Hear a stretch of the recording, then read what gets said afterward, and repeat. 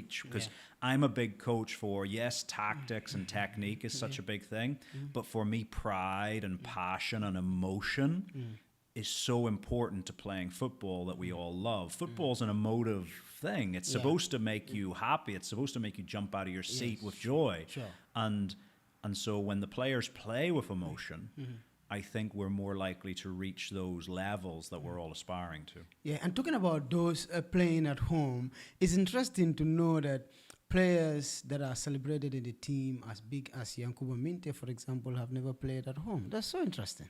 It's remarkable. It's remarkable. We looked back in one of the camps in the fall, in the autumn. We actually did a little survey of the players just because I was interested at it. And of the 23 players that were in one of the squads, only 3 of them had played at home.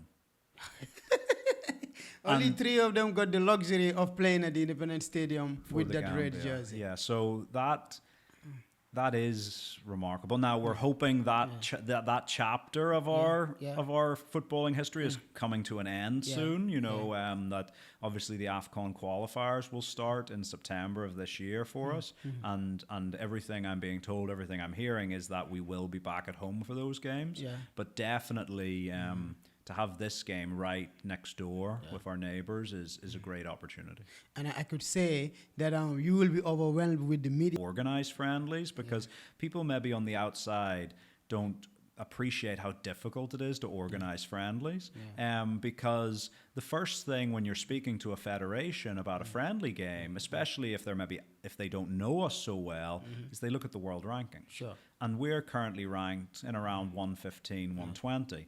But that's sort of a historical thing, because remember, several years ago, the Gambia were ranked like 150, 160. And so up to 170 at a time. Yeah, and so this explosion of talent that we've seen over the last 6-7 years, we have gradually been moving our way up. But I personally believe wholeheartedly that the players we have in the team, we're really more of a 70 to 80 ranked nation. But when we go and approach teams for friendlies, they're like, oh, but you're 120, we don't want to play someone so lowly ranked. And so, you know, the effort that we've got to go into organising. The pride, you know, the stake in it and everything, you know, and considering that Senegal are, let's say, disputed African champions, you know, they have a lot of strength in their team, both on the pitch and also they have a big strength in depth. So, tactically, how would you want to adapt in the game to counter Senegal's strength?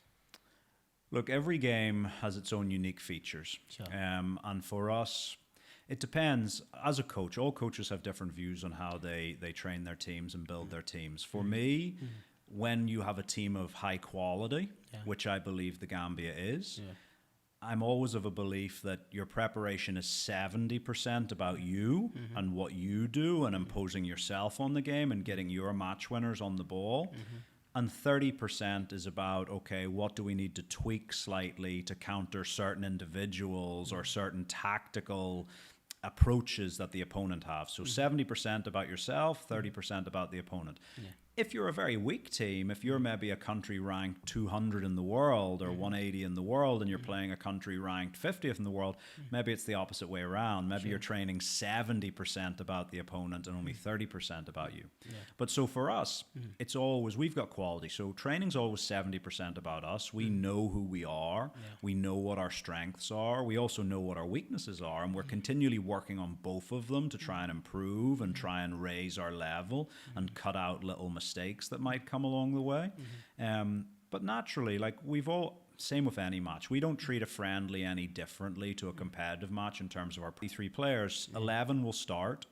In a competitive game, you're allowed 5 substitutions. In a friendly, you're allowed 6. So against this game, against Senegal, the maximum number of players who will make it onto the grass will be 17.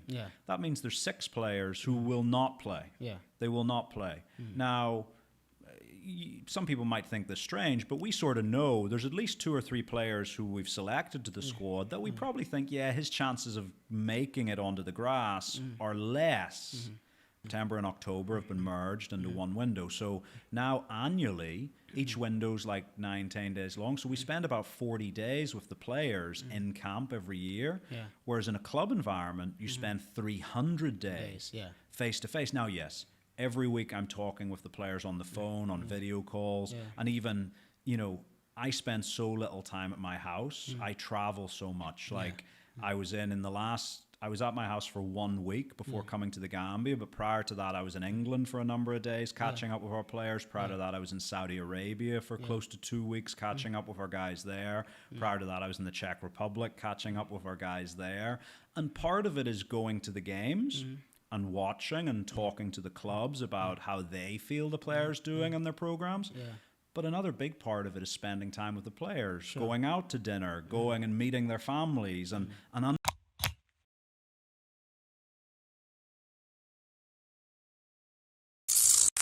Hello and a warm welcome to once again our special podcast that we do here on KN Network via Ultimate Media. And as always, I am your host, Ibrahim Adabo. And today, I have a special guest. He's not a regular guest on many of the programs, but we are very much happy to host him today to talk about the high-stake friendly between the Gambia and Senegal on March 31st this year, 2026. Welcome to our podcast, Coach John. No, thank you very much. It's a pleasure to be here. I'm looking forward to having a good chat. Thank you. So your team, the Scorpions, finally, for a very long time, we're playing a friendly with our neighbors.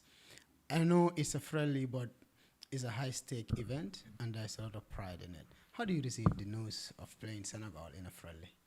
Yeah, look, it's something we're looking forward to very much. The federation, the players, the staff, everyone inside the building, you know, has as much anticipation for it as the people outside the building, the fans, the media. Yes, it is a friendly. There's no points at stake for it, although FIFA rankings are important for our next qualification bid. But I think with any historic rivalry, even a friendly rivalry, you look at England versus Scotland, Argentina versus Brazil, Mexico v the USA, Gambia versus Senegal. Sure. There's nothing like a true friendly because you want to go and I mentioned this in our press conference the other day, Senegal, I'm sure, would very much view the Gambia as the little brother. Yeah, sure. But I'm the youngest of four in my family, and I know growing up, I always wanted to do better and to come out on top against my older siblings. Yes. And so in this game, it's a little bit like that. It's that familial rivalry that they we always have. see us as little brothers. Yeah, but I think now they will definitely be concerned about the game because we have players, not just players who are playing regularly in Europe, as almost all of the guys are, but at really good levels of the game. Guys in the Premier League, the Bundesliga, Serie A, you know, these are players you don't play at that level unless you have the ability to be a match winner. Sure. And so the fact that we have several match winners playing at the highest level of world football now available for the Gambia means that in Senegal's preparations, they're going to be highlighting those players and saying, right, we need to manage them. Sure. So we have players that can cause them problems and be match winners, but equally we know Senegal have players that can also cause us problems and be match winners. So it's going to be a game that there's going to be periods in the game where we're going to have to defend really well and try and stop Senegal from exerting their dominance. But equally, there will also be phases in the game where we will be on top of the game, where Senegal will have to defend very well to try and stop us from having success. So it's a game that I think for 90 minutes is going to be really just energetic and really intriguing. Yeah. But for us, you know, we always want to test ourselves against the best nations in the world. And I think over the last 2 years, when we've played against the toughest opponents, the Tunisias, the Ivory Coasts, the Gabons, we haven't always won the games. But we've always brought top performances to the table. And so that's what we expect again going to Dakar, that we'll bring a top performance. And look, we've never come out on the winning side at senior level against Senegal, but there's definitely the opportunity for this to be a bit of history, but it's going to take a lot of hard work and a little bit of luck as well. Definitely. And I know there are a lot of fans anticipating that to say, oh, probably this could be the best opportunity for us to have our first victory against them. But then looking at the team, the Gambia now has a bigger player pool than before. I know it has always been a pride to play for the national team, but the pride becomes higher now considering our player pool, but also there's a lot of significance as we talk about the high stake, game, high pride nature of it, and all the circumstances surrounding Gambia playing at home. How does your players feel when they receive the call up to say they've made the squad to play against Senegal? Yeah. I think, look, to widen it out even beyond the Senegal game first, I think the players, there is a huge amount of pride of pulling on that jersey. Sure. You got to remember that probably quite unique for especially the West African context, almost the majority, 85, 90% of our players are born and bred in the Gambia. They've grown up here, going to the stadium, watching, these, legends of Gambian football, taking inspiration from the likes of Biri Biri and other people like Abdou Jammeh now on our coaching staff. These guys have inspired the next generation. That's not to say the 10 or 15% who were born outside still also have huge amount of pride. You can't look at someone like Ibu Adams, who was born in England, and say he lacks any pride or passion. He is one of the most passionate players when he pulls on that scorpion shirt. So, but I think we've got a group of players who pulling on that red jersey means so much to them and their families. Now, when you come to a game against Senegal, again, the historical friendly rivalry, and even within families, there will be wings of the family that is Gambian, wings of the family that is Senegalese. And so it just adds that extra bit of flavor, that extra bit of spice to it. And look, but I think even beyond that, it's well documented how long it's been since we've played at home. And this is not a home game, but it's a game where there's a huge Gambian population already in Senegal and Dakar who will likely come to the game. And obviously, it's a lot easier, more straightforward to travel here from the Gambia into Senegal by various means. We expect a good amount of supporters there, but beyond that, the players' families are going to be there. And for so many of these players, you got to remember that probably about 80% of the squad have never played at home for the Scorpions, which means that's extraordinary. It is extraordinary. It is extraordinary. And when you think that it's not just about home advantage. Imagine if you are a player, a young player who's 19, 20, 21, like so many of our players now are. The average age of our squad is around 24. It's a very young team. Imagine these guys have played 10, 15 times for their national team, and they've never played in front of their parents. They've never played in front of their brothers or sisters. And then when you finally get the opportunity to do that, which the majority of them will when we play in Dakar in a couple of weeks' time, how much pride and emotion that brings beyond just representing your nation.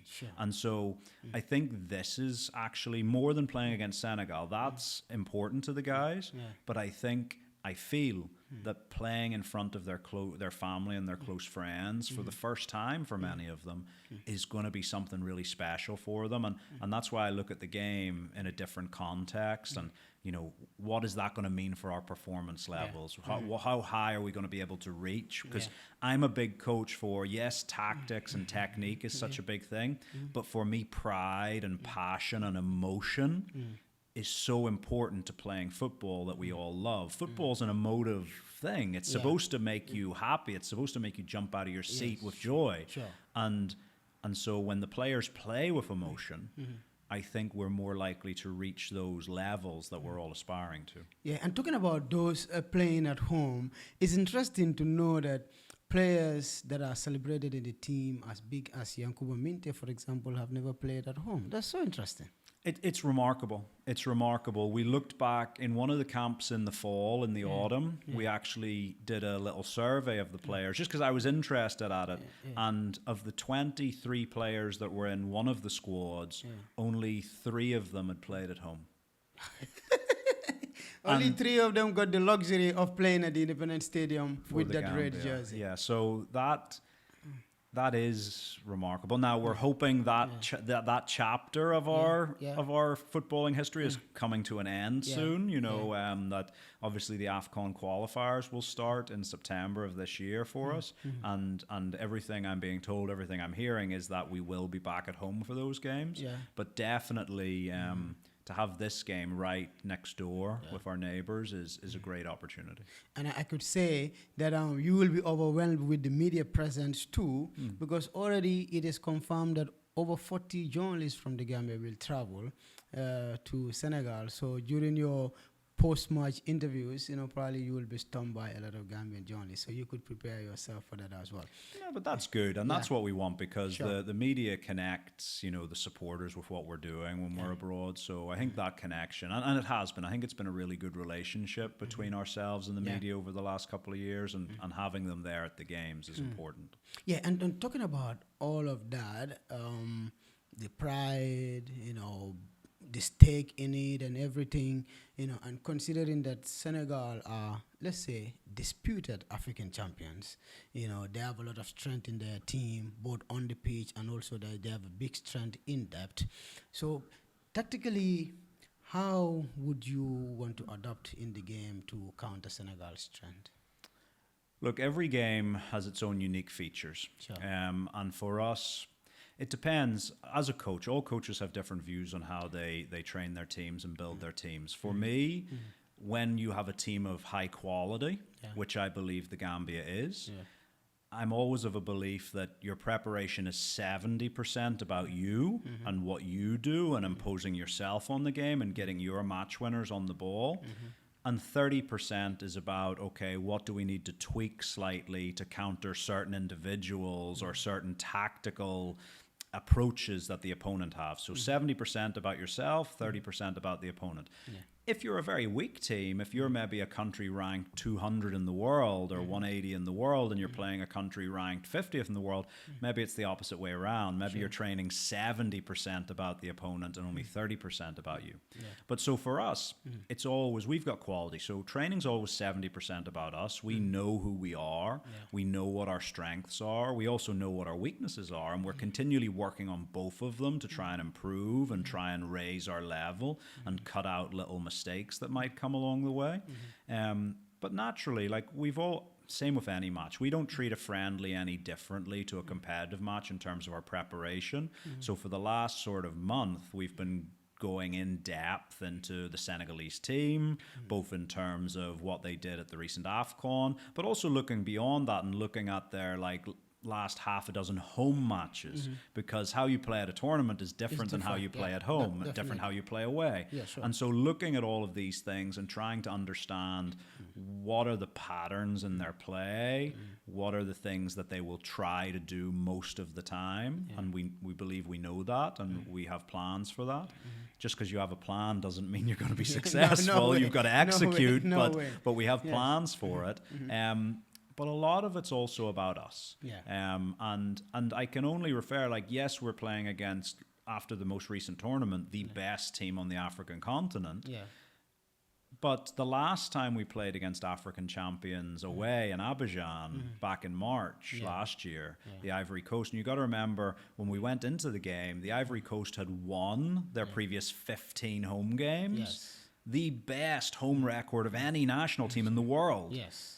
And yes, we lost the game. We lost the game 1-0. But we came out of it, and their goalkeeper, the Ivorian goalkeeper, was man of the match. We came away from that game really disappointed that we hadn't not just taken a point, but taken all 3 points, we felt, given the chances we had. And so when you look at performances like that, for me, and again, when we went into that game, it was 70% about us, 30% about the opponent. And, okay, result is king. We know that. But results over the medium to long term do not come if the performances aren't there. And so we go into the game against Senegal. We've done our work. And look, that's all you can do. You prepare well. You give the players everything you can in a simple, straightforward way. You make sure everyone's ready when that whistle goes. and then you hand it over to the players. Yeah, and the fact is that the levels has changed from years back to now. What they would be considering against us 10 years ago would be different from what they would consider coming into this game. Yeah, so it's a game. I think it's a very valuable game for us and for Senegal. Yeah. And the one thing I always find, and it's one of our frustrations sometimes when we're trying to organize friendlies, because people maybe on the outside don't appreciate how difficult it is to organize friendlies. Because the first thing when you're speaking to a federation about a friendly game, especially if they don't know us so well, is they look at the world rankings. Sure. And we're currently ranked in around 115, 120. But that's sort of a historical thing, because remember, several years ago, the Gambia were ranked like 150, 160. And so up to 170 at a time. Yeah, and so this explosion of talent that we've seen over the last 6-7 years, we have gradually been moving our way up. But I personally believe wholeheartedly that the players we have in the team, we're really more of a 70 to 80 ranked nation. But when we go and approach teams for friendlies, they're like, oh, but you're 120, we don't want to play someone so lowly ranked. And so, the effort that we've got to go into organizing friendlies is significant. So again, some people might look at it and go, oh, is this good preparation for Senegal for the World Cup to play a lowly ranked nation? But Senegal know it's good preparation because they know that we have players that are equal to, if not better, than some of the players they will face in the World Cup in a few months' time. So, it's a game that's going to be big for both teams. And that, as we speak, their technicians will be on their boards trying to figure out, how they control certain players in the Gambian team, or how they penetrate, because seeing the last games you played, we've seen a lot of tactical organization within your team, and they will be working out a way to see how this game doesn't become a defeat for them. But this is the nice thing about football. On a coaching aspect, this is the game of chess we play, before and during the game. But ultimately, as coaches, there's only so much we can do. We hand it over to the players, and that's why, again, I always talk about pride and passion and just that desire, because when it's 11 versus 11, yes, you need the tactics, yes, you need the talent, but you've got to run as hard as you can, you've got to tackle as hard as you can, you've got to play the passes, you've got to communicate. These are not tactical things. This is about, and if you have this high level of pride and passion, then I think all of those things I just mentioned come naturally, and they help you get the victories. I know you've always been getting the best out of your players in such demanding situations, but this one could be an extraordinary situation. How are you working towards ensuring that every player is at his best in every minute of the game? I think for me, one of the things I speak to players I try to get players to step outside their football bubble a little bit. Because when you grow up in football, it's very easy to live in this sort of strange, different world than the rest of us do. Now, I wasn't a professional player. I came up as a lifetime coach, and so when you're a player, you get everything done for you, largely. Your club take care of everything for you if you're at a good club. And so I constantly am reminding the players of their privilege and of their, just their good fortune in life.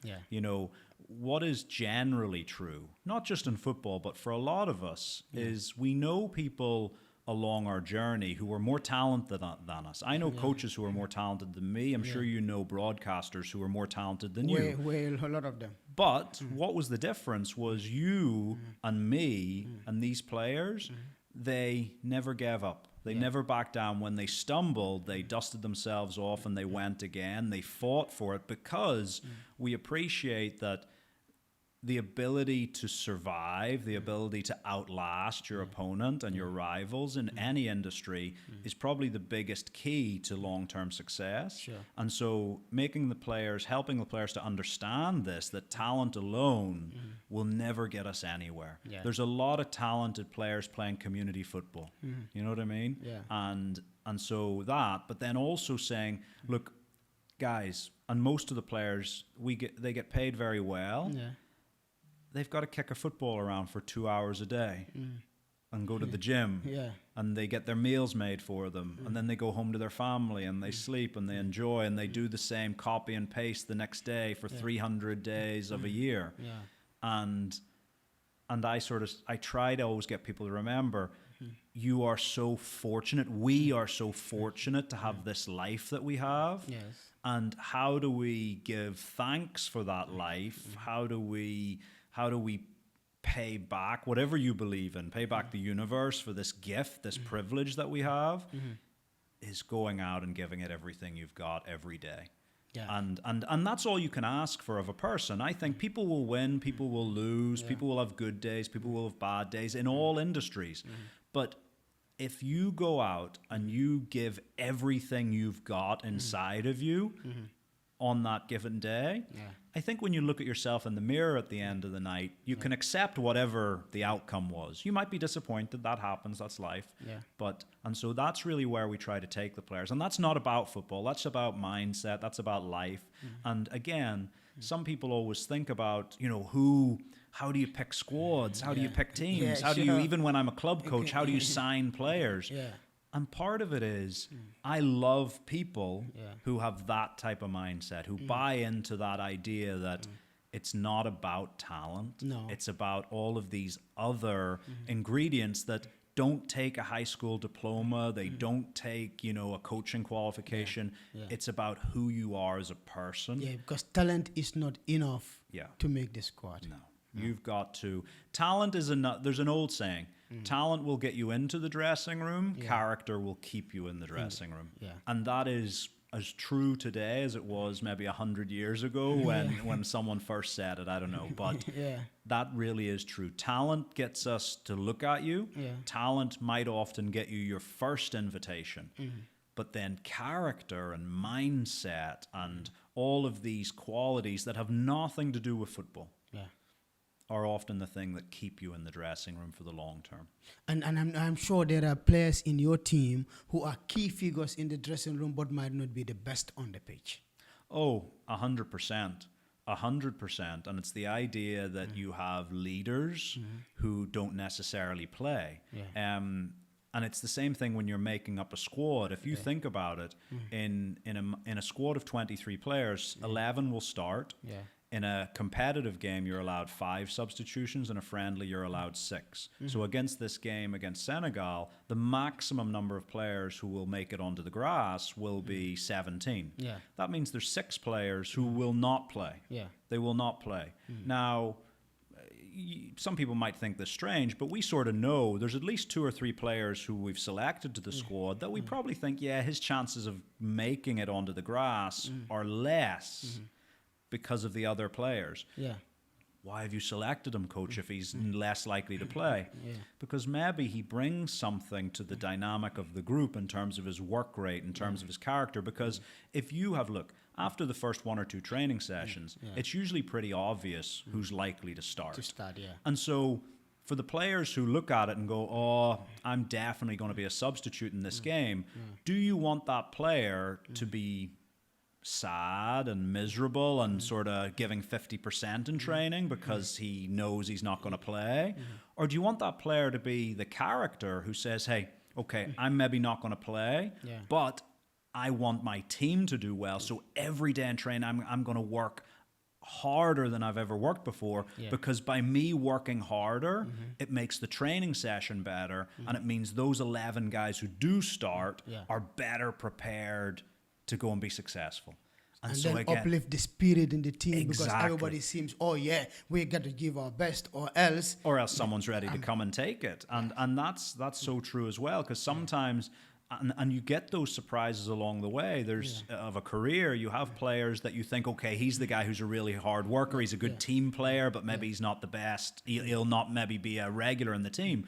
But I can think of 2 or 3 players over my career who eventually they're not the best footballers, but they ended up playing a lot of games because you were like, you know what, he never lets you down. He will never let you down. John O'Shea.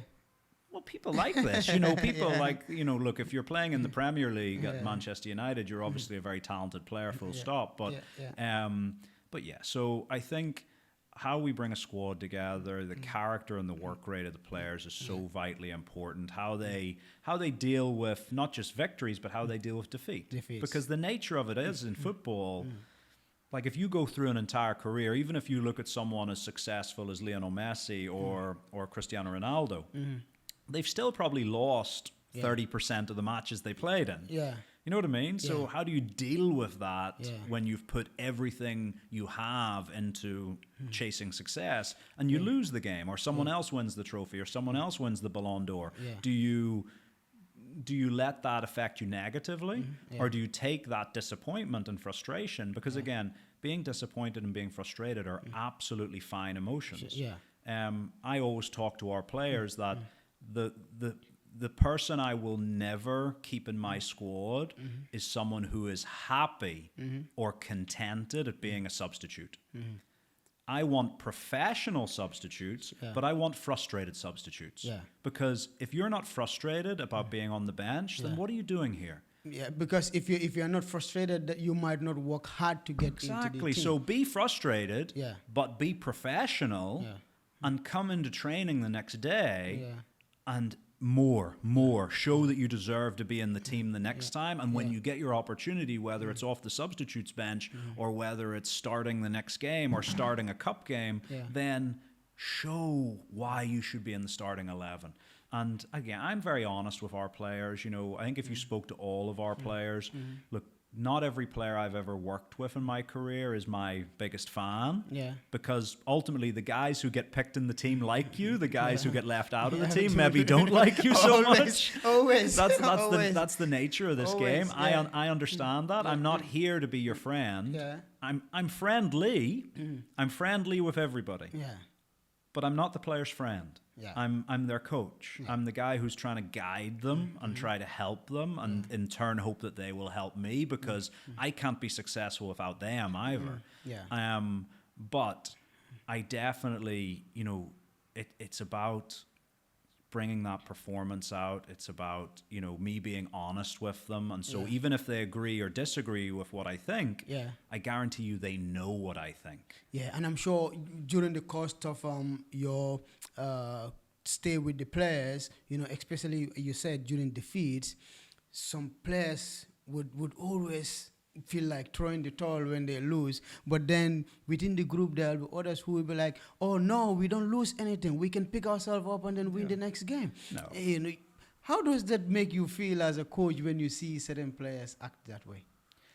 Look, I think guys who constantly who don't allow defeats to impact them negatively, who are ready to get up and go again, who understand that loss is a part of life, and that they've got to go and find a way to, and it's not that thing about just let your disappointment go or let your anger go. No, use it. It's energy. Can you use it positively? And so, but I think all of that comes, and reactions like that, like that's not something I can really teach the players. Often that's something that comes from their family, you know, and these are things that principles that have been instilled in them by their parents or older siblings or the community that they grew up in. So often a player's character is largely shaped in those first 10, 15 years of their life. So by the time I interact with them in their 20s, they're still learning, because when you're 21, you think the problem with when you're 21 or 22 is you think you know everything. And the great thing about being 40 is you realize you know very little. And so at some point between the age of 20 and 40, most of us come to that appreciation of we thought other players react better to me putting an arm around their shoulder and having a chat with them. Some players prefer humor. Some players prefer directness. So all of these things are important. And look, it's not as easy at international level to develop those relationships, because if you think about it, we have previously there was 5 international windows. Now from 2026 onwards, there's only 4 international windows. So September and October have been merged into one window. So now annually, each window's like 9-10 days long. So we spend about 40 days with the players in camp every year. Whereas in a club environment, you spend 300 days face to face. Now, yes, every week I'm talking with the players on the phone, on video calls, and even, you know, I spend so little time at my house. I travel so much. Like I was I was at my house for 1 week before coming to the Gambia, but prior to that, I was in England for a number of days catching up with our players. Prior to that, I was in Saudi Arabia for close to 2 weeks catching up with our guys there. Prior to that, I was in the Czech Republic catching up with our guys there. And part of it is going to the games and watching and talking to the clubs about how they feel the players doing in their programs. But another big part of it is spending time with the players, going out to dinner, going and meeting their families and understanding their life. Because if you understand someone's life, it gives you maybe a different perspective in how they work and why they work the way they do. So there's a lot of work in the background. There's a lot of considerations that are made before you finally come up with that squad to play a particular game, especially this game that we're playing in Senegal. You know, and then it would be fair to say that probably the coach make a selection based on the best considerations, and then you don't have any personal vendetta or whatsoever against any player, as some people will portray. No, it's funny. Some people, and over my career, and all coaches get this, they say, oh, coaches have favorite players. And then I think they expect the reaction to be, no, we don't have favorites. But that's a nonsense. I do have favorite players. They're the ones who help us win football matches. Those are my favorite players. I want footballers who help us win football matches. Of course. It doesn't matter how much I like you as an individual. I would like all of our players to be really great people. But I've had a number of players over my career who I look at them and I'm like, I wouldn't want to go out for dinner with you or, whatever. I wouldn't want to spend a lot of time with you because I maybe we don't mix as people. And that's okay. We're all different. But what I want is people who are professional, who are hardworking, who are passionate, who help us win football matches. The worst part of this job, the single worst part of this job is calling somebody and telling them they're not involved. And I do that every camp. I don't know how other coaches do it, but I know how I do it, is that it's my decision.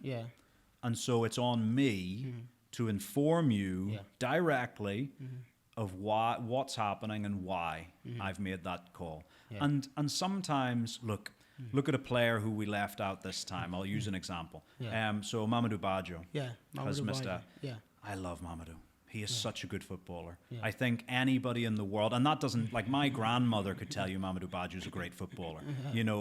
He is, like his quality, his ability to play short and long, his communication skills. He's young, but he's a leader, and he's been a big player for me since I've arrived in this job. He's made some really big performances.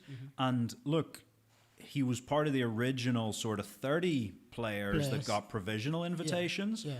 But before he received that invite, I called him and I said, look, Mamadou, you're getting the provisional, but I've got to let you know I'm not sure if you're going to be in the final 23. Not because I doubt your quality. I know your quality. But the competition for places in that central midfield is so high. And I said to him, I was like, when you look at Ibu Adams, Abubakar Bari, Mamadou Dramé, and Jesper Cisse, all of them are starting every week for their club, and they're playing at an extremely high level, scoring goals, man of the match performances. And since Christmas time, Baggio really hasn't played. He's played like 15 minutes in the league, and he played one cup game, and he understood. He was disappointed. But he said, look, he understands. If that's what happens, he understands it, because he maybe would have a different view if he was playing 90 minutes every week. And so, but I hate having that phone call, because as a character, he's exactly what I want in the squad. As a talent, he has huge talent, no doubt about it. But I also have to try to be fair, as I see it, to other players. And if I were to include him, I would have to leave somebody else out. Which might not be fair. Exactly. But again, I have to isolate that to that specific position. Because someone might say, after having listened to this, oh, but you left him out because he's not playing so much games. But there's a couple of players in the forward line who haven't been playing as much recently. I was going to say that also. We'll talk about the case of Musa Barrow, for example. But there were players like Abdoulaye Diallo who are highly technical, and have been good performers with the national team. Yep. But then they don't make the cut for this team as well. Yeah, well, obviously Ablai's been out for a little while now. Yeah, you know, sure. Ablai's been very much in and out of Yeah. Servette this season. The first half of this season, he really didn't play a lot. He had a few little injury issues. Yeah. Now, since Christmas time, Yeah. it's picked up, but it's Yeah. still probably only 40 or 50% of the minutes. Sure. You know, he sort of plays one game, Yeah. doesn't play the next game, comes in as a sub the game after. And so this is better than the first half of the season, no doubt. Yeah. And we know Ablai's the talent there. Huge talent. It's just and this is, but again, it's just when you come down to it and you look at the players that we felt, we just wanted to go with it. And look, you even look. This happens all over. You look at England yesterday, left out Trent Alexander-Arnold. Yeah. You can have no doubt of his quality and his ability, but.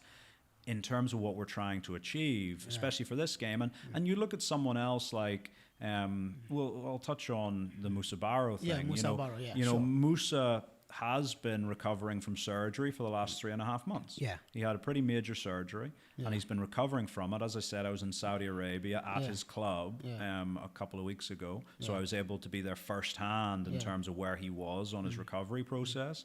At that point, he was just about to return to team training. Yeah. And the general rule is, or my rule anyway, is if you've been out for sort of 2 months or more, a long period, you've got to complete 7 or 8 full training sessions before we put you on the bench for minutes. If I was a club coach, that would be my approach. Yeah. And so now when we reach this weekend, Musa will have completed, I think it's 12 to 14 full training sessions with his club. Yeah. So on a physical conditioning point of view, he's right at the moment where he's ready to be considered for team selection. For team selection, yes. And at his so club, now, normally that should happen at your club. So why with a national team? Because again, we're not just looking at it in this individual game.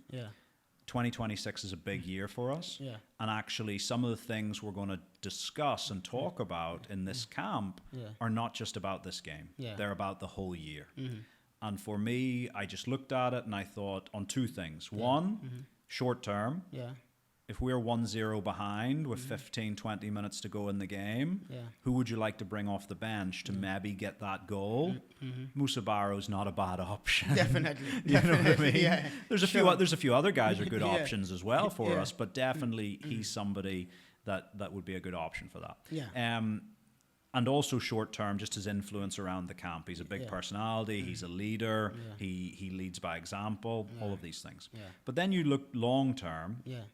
And what I didn't want is I didn't want to have all of these sort of discussions that we're going to have with, let's say, the leadership group of the team and have an important component of that missing.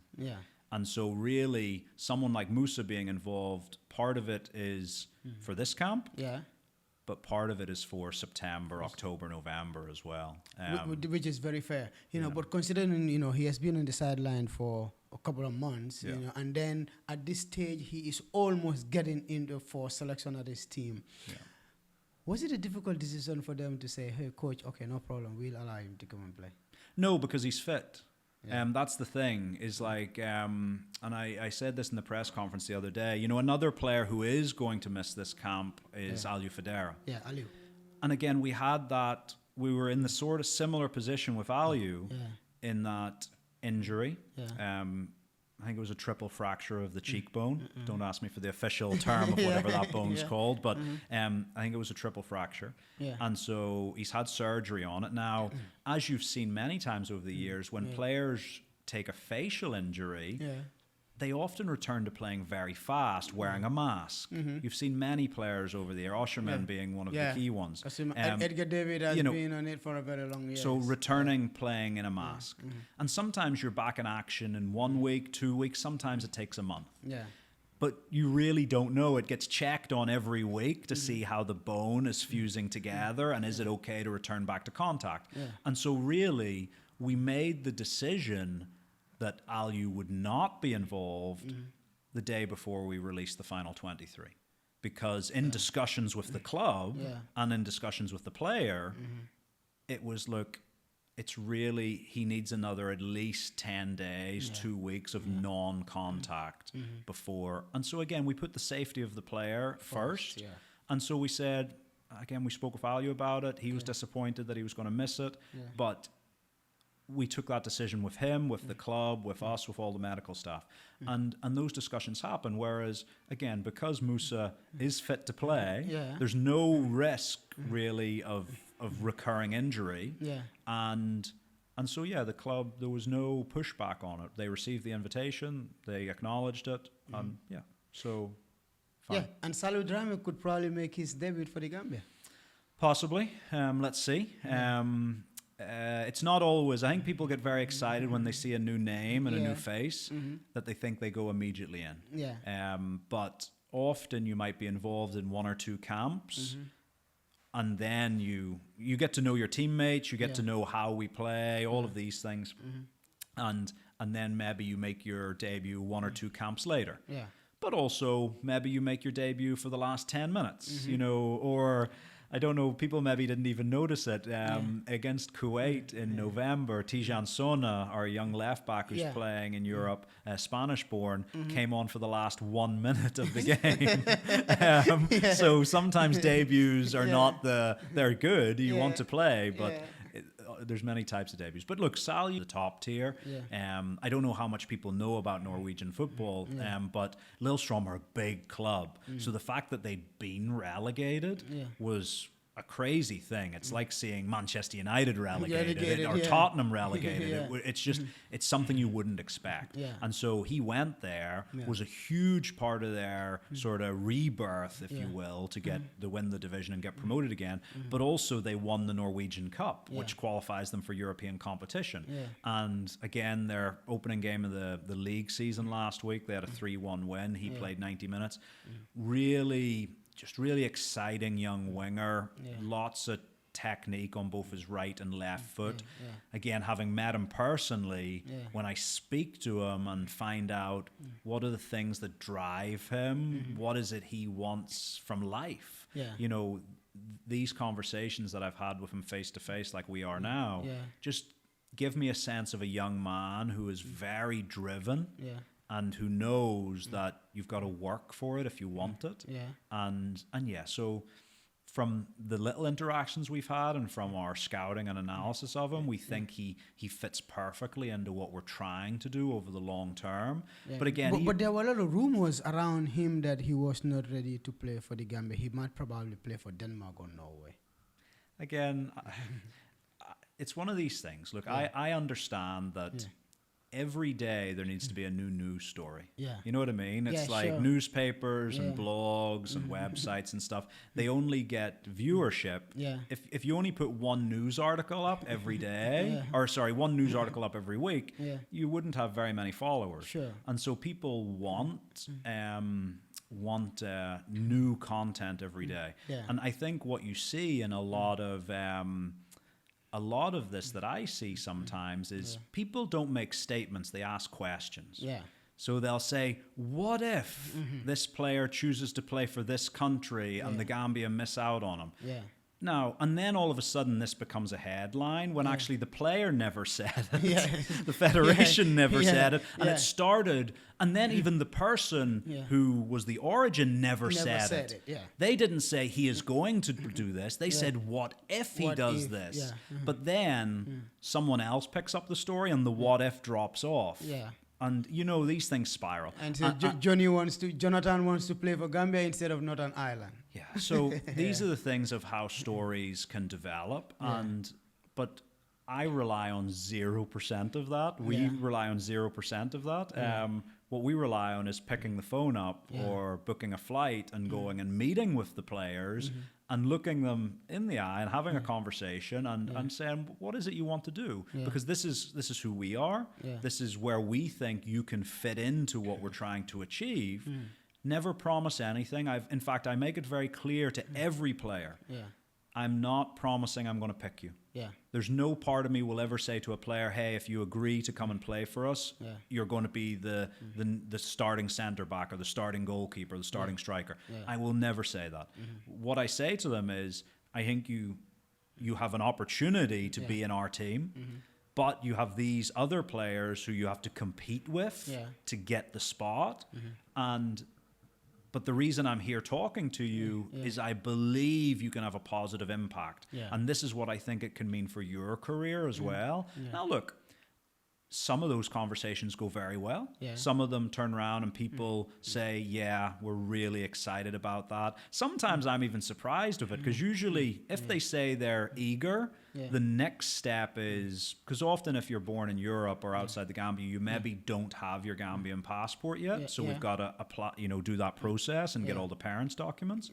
But sometimes we've had a couple over the last year where the player he's born in Europe, has never played for the Gambia, but has already himself went and organized the Gambian passport because he says, oh, I always wanted to play for the Gambia. I know I'm born in Denmark, Spain, Germany, wherever, but I wanted, since I was 10 years old, to play for the Gambia. So when I became a professional, my family got the passport, so we didn't have to wait. And again, stuff like that shows me, that's, you wanted this from a young age.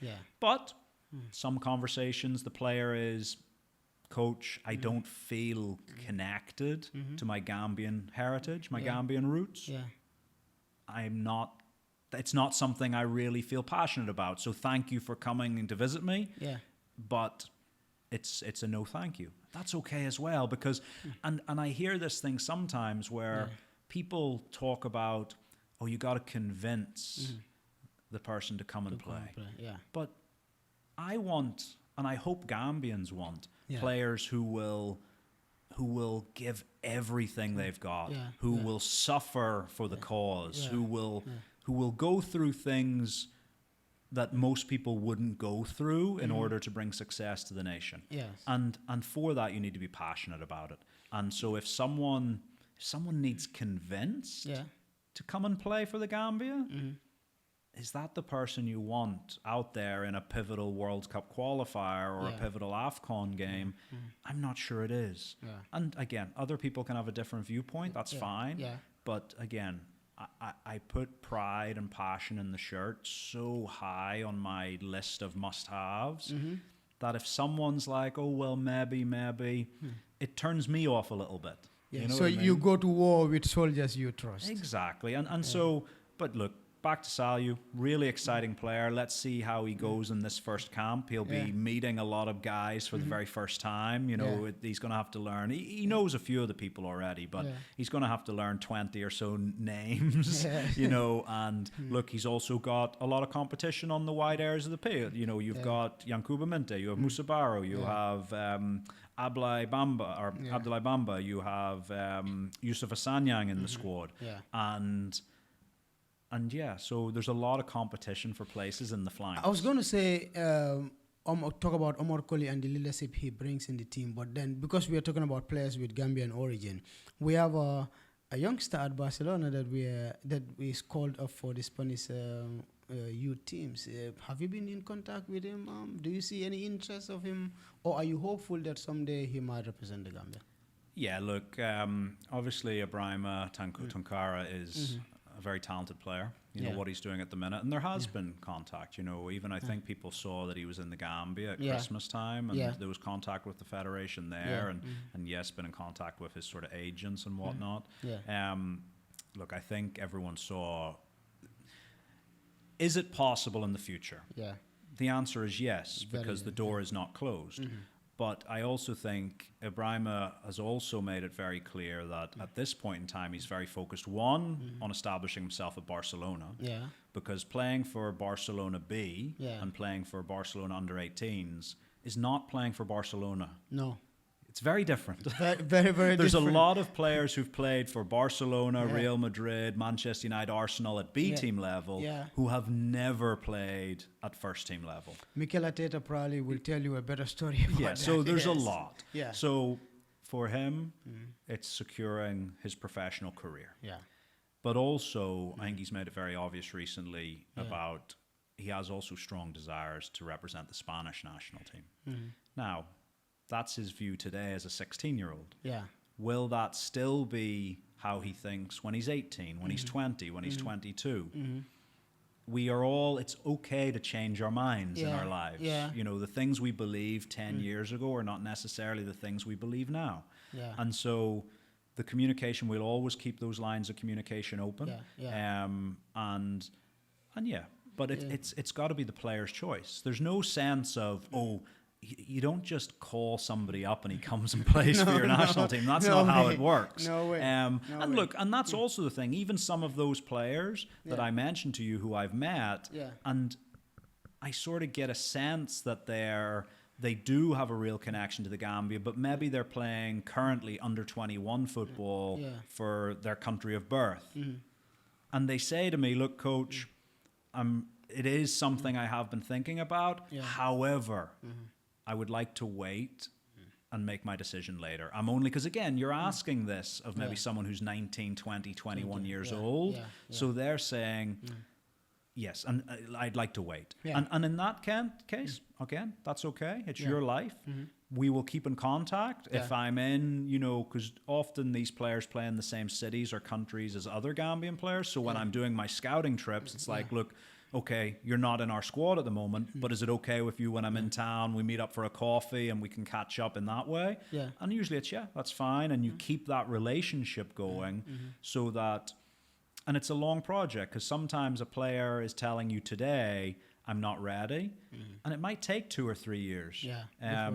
But again, it always has to be based on a passion and a pride to represent the nation. There's no part of me, I will explain the situation to people, but the idea of convincing them and selling them really hard this opportunity, I'm not sure that's what a national team coach should be doing.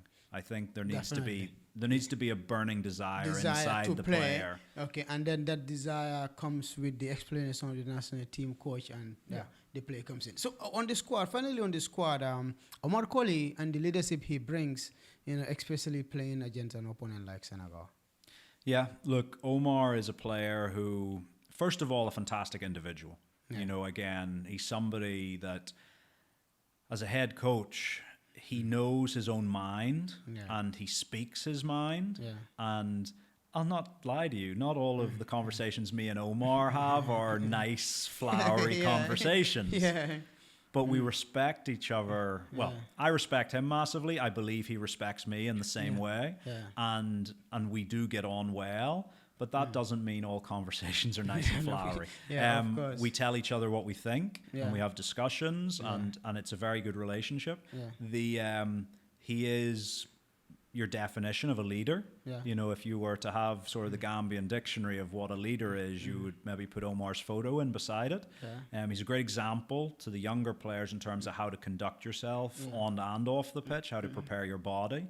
And he has such a huge experience. He went from the Gambia, he played at sort of more moderate levels in Europe to begin with, and then to jump up to Serie A and compete at the highest levels of European football, into then the crazy, intense environment of Turkish football.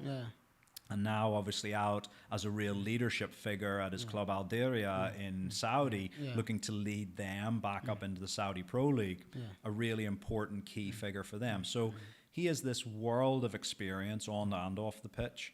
And he's a real leader. So I think for him, we've got a young squad. I mentioned to you that it's an average age of around 24, which is super young for a national team.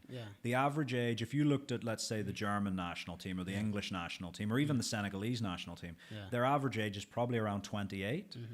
Successful national teams, average age about 28. Successful club teams, average age about 26, because clubs have to operate the transfer market. And so for us to be 24 is extremely young. But over the next few years, it's going to mature and it's going to flower.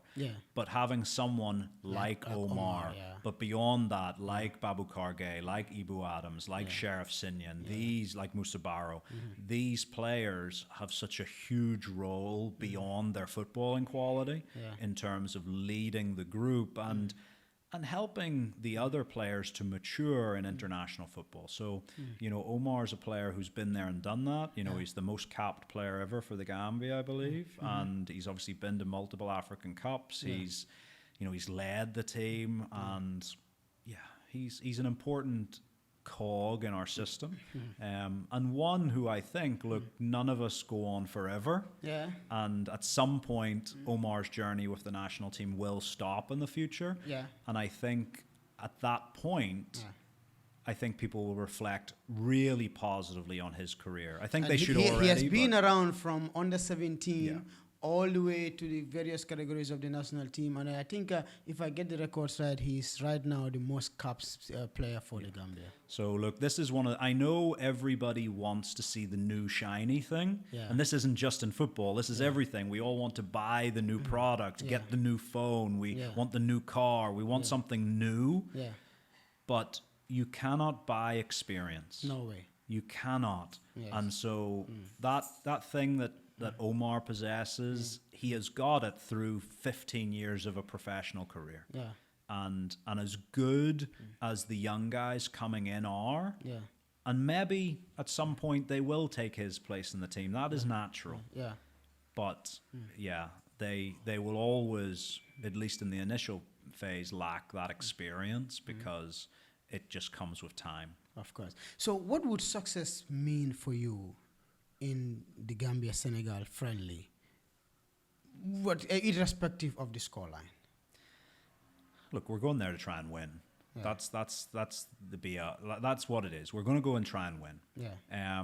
In order to win, we will have to put on a top performance, and we know the metrics by which we measure our performances. You know, we have, in all phases of the game, we have, I think, 4 or 5 in each metric that says, okay, we want to do these things more often, and if we do it more often, it will be our identity and we will be close to success. So we have all of those metrics that we measure. But football's about winning football matches. Yeah. And so, for example, after we mentioned the Ivorian game last year, where we did play very well for most of the game, and if you want, I hate using the term, but if we deserve to win the game, but football doesn't care what you deserve. It doesn't. No. And so after the game, I was actually an incredibly frustrated person after the game because a lot of people were sort of congratulating me on the team's performance and people saying, oh, the Ivorian officials can't believe how we played. They've not seen a team come to Abidjan and play like this in years. And I'm like, I really don't care. I don't want the well done, you've got a nice team speech. I would rather our opponents don't speak to us after the game because that probably means we've won. And so for me, I'm incredibly hungry for that. But I also understand that football's this crazy life where you can play the worst game of your life and win, or you can play the best game that's ever been seen in the history of football and still lose. Of course. And so football, the alignment between performance and result in the short term doesn't necessarily exist. But in the medium to long term, it does. If you consistently put on performances of a high enough standard, you will win more than you lose. And so we're going to go there and try and win. That will ultimately be the barometer that we test ourselves by. Because look, and I don't know if people think I'm a madman or something, but we've got to go back to Afcon in 2027 in Nairobi. But there's no part of me wants to go to Afcon and just play 3 group games and come home. I want to get into the knockout phases. I believe when we play any team in Africa on our day, we can win the match. And if that is true, then, you know, there is no ceiling. We can go as high as, if we believe in it, we can go as high as we want. And so for me, part of that journey is turning good performances, great performances, into victories in the most difficult environments. We went to Tunis and beat Tunisia in their own backyard. If you had asked 1,000 people before the game around the world in football what they expected the result of that game to be, I don't know if you would have got 100 people saying a Gambia win. No way. And so we have shown that we can go to these hostile fortresses and get results. And this match fits that description. And that's why we want games like this. That's why we want to play these games. It's like, but we don't do it. If we were earlier in our development, where I felt going and playing Senegal and Dakar was a guaranteed loss, or would be losing it 99 times out of 100, I might not agree to play it. Sure. Because you've got to go through the development process. You cannot, if you're in your house, you cannot jump from the bottom floor to the top floor. No. You have to build a staircase. Sure. And so, but the reason we're playing teams like Senegal is because we believe that we can win. Yeah. But we have to bring our best performance. So definitely. And on a final note, you spoke about the 2026 qualifiers and Afcon 2027 in Kenya. Considering assessing your team and the work that you have put place, I know you are very hopeful that the Gambia will return to Afcon. But how big would such games and even playing in every international friendly help you prepare the team in order to achieve that objective? Yeah, having the team engaged as often as possible is pivotal. And it was one of the things when I came into this job, because look, I know there's so many examples around African football of teams being engaged in their competitive windows because they have to be. They're compelled to by CAF and FIFA. But when it comes to a friendly window, teams miss the windows because maybe wherever they get their budget from, whether that's government, whether that's sponsors, whether that's federation finances, it's the budget isn't there as much for friendlies as for competitive games in some situations. But when I took the job, before I took it, it was the conversation we had was like, we must be engaged in the friendly windows. Every window we must be engaged in. And I was given those assurances that we would be. Now, again, that doesn't make it easy because all of these things have to be paid for. Sure. And look, Gambia is not Germany, is not Japan, is not Egypt. We don't have the same resources as those mega nations of football in fact, have. Our budget for youth and sport ministry is one of the lowest compared to other ministries. Exactly. And so for us, we still have to work incredibly hard to get these friendlies done. But look, ever since I've come in, every window we've been engaged. Last June was the first time we didn't have competitive games. We did a training camp in Morocco. In November, we went to Egypt and did the training camp and played against Kuwait. Now this time we're going to Dakar, we're going to have the training camp and we're playing against Senegal. Again, we're already looking at our options, already planning has started for June, a few months out in terms of getting that locked in because we know once we get into September, we're back into competitive games. So we have little enough time as it is, like I mentioned earlier in the show, 40 days a year with the players. Now, if you think about that, that includes, 10 games? So remove 10. So now you've got 30 days. You've got travel days and rest days. So let's move another 10 days, now down to 20 days. So in a year, we have about 20 training sessions with the team. That's so little. That's so and little. everybody expect you to achieve so much, with just less than 25 days engagement with the players. So this is, and so that's why if you miss an international window, you then those 20 training days now become 15 training days, and all of a sudden you start to see that international football, if you don't have the training days, becomes a little bit more like buying a lottery ticket. You just don't know what's going to happen on the pitch. Whereas if you have the training days as most as you can, then you can't guarantee what's going to happen on the pitch, but you put yourself in a better position to be successful. So, it's so important. And again, and that makes your job more hectic than that of club coaches because they have the luxury of time when you don't have that. Yeah, in terms of, as a club coach, you have so much more. You can have impact at a much faster rate because even if you think about it, you go in as a club and if you're fortunate enough to go in and have a pre-season, you have 6-7 weeks to work with your team behind closed doors almost before you go into a competitive game. So already you have this block of, 35, 40 training days before your first competitive match. So you can suddenly see why at club level you see sort of, you look at the way Guardiola has had his teams playing over the years. You see the way, you know, you look at Bayern Munich, Barcelona, Real Madrid. They have a very defined, Como with Fabregas are doing so well now, but they've got such a defined playing style. Yeah. But that defined playing style comes from practice and rehearsal every day in training. Yeah. Whereas at international level, we have players, 23 players coming from 23 different football clubs who have 23 different playing styles, who we bring together and have to remind them quickly of what the Scorpion style is. Yes. And we do that in meetings, we do it in video content, we do it before when they're on the airplane traveling to camp, they get like a little video package to watch.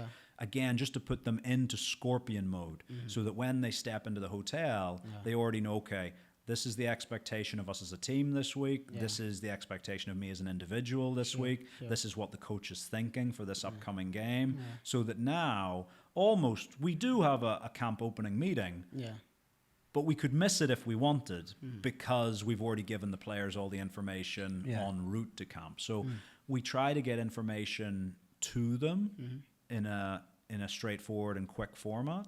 But these friendly when are you traveling to Dakar, and how many training sessions do you intend to have there? So I believe we're traveling at the end of next week. So we will have the entire group, we believe, for 4 sessions. For 4 sessions. Yeah. Now, the final session is sort of half a session because you're in the stadium. You're probably doing 45 minutes. You don't want to do too much because you never know who's watching in a stadium.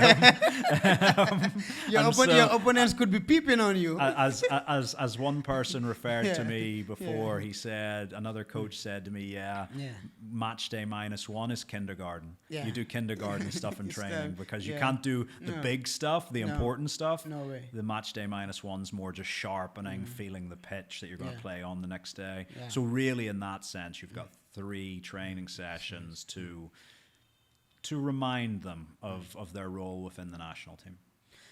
It's a pleasure, Coach, but I would not leave without putting you on the spot. Okay? Senegal, disputed African champion, so there will probably no trophy presentation at the match. Are you disappointed with CAF's decision? Yes.